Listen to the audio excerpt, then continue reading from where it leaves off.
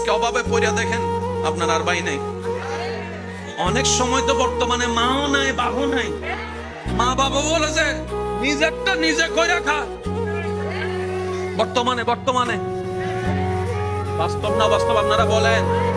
যে ছেলে কামাইতে পারে তারও আদর, তার বউরও আদর, তার ছেলে মেয়েরও আদর, নাতি নাতির বুকে টাইনা নাই। আর যে ছেলে সংসারে টাকা দিতে পারে না তারও দাম নাই, তার বউরও দাম নাই, এমনকি ছোট ছোট বাচ্চা নাতি নাতিরও দাম নাই। কথা বলেন ঠিক না?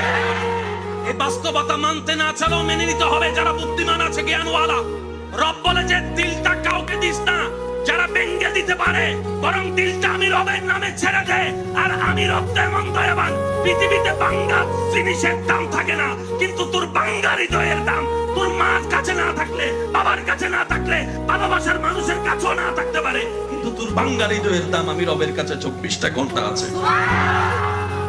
সেজন্য দিলটা সবসময় দিতে হবে কাকে? একটু জোরে বলেন, আরো জোরে। বান্দা হিসেবে দিব আল্লাহকে, উম্মত হিসেবে দিব নবীকে।